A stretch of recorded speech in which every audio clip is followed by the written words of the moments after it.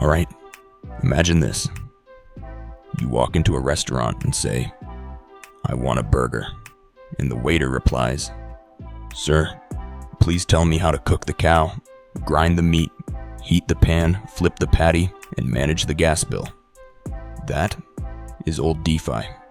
Now imagine you just say, "I want a burger for $10, and the kitchen handles everything. That, my friends, is intent-based transactions in DeFi.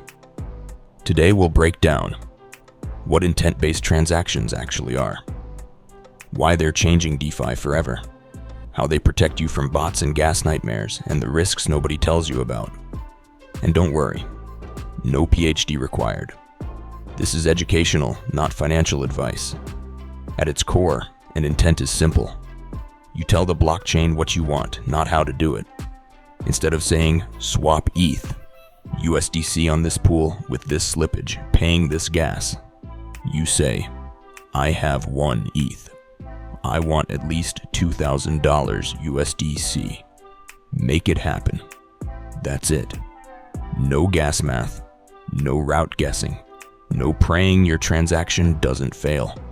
You set the destination, the system handles the journey. Taxi, DIY car building. Old way, imperative transactions. AKA, do everything yourself and don't mess up. You had to. Pick the decks.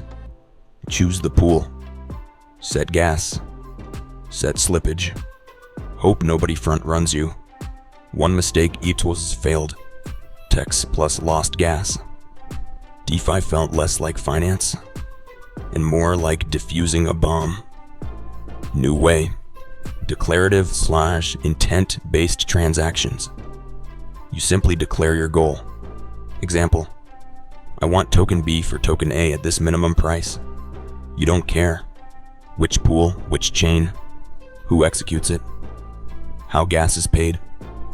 You only care about the result. This is why intents are sometimes called outcome-based DeFi.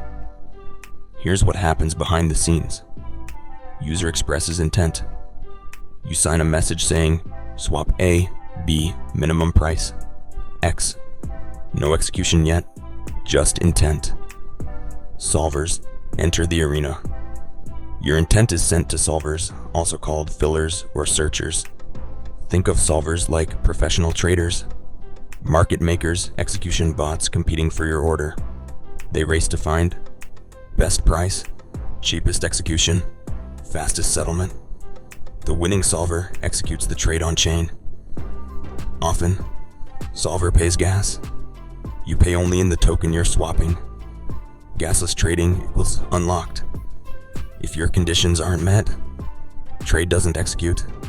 No bad fills, no surprise losses. Better UX. Finally, no gas stress, no failed transactions, no manual bridging. DeFi becomes usable for retail users, non-crypto natives, your friend who still thinks MetaMask is a Pokemon, old DeFi sandwich attacks, bots jump in front of you and steal value, intent-based systems, hide execution details, push MEV risk to solvers, incentivize fair execution, less bot food, more user value. Solvers can aggregate liquidity. Batch trades use off-chain but on-chain routes.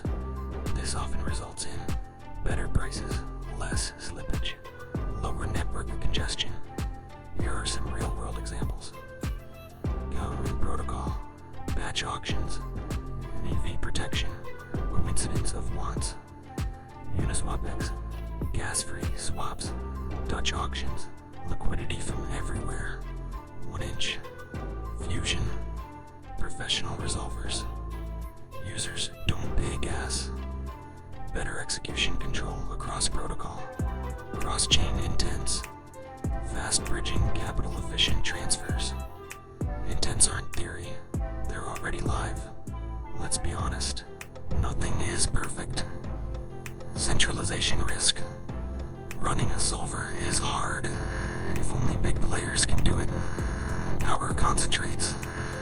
Decentralization weakens. Transparency issues.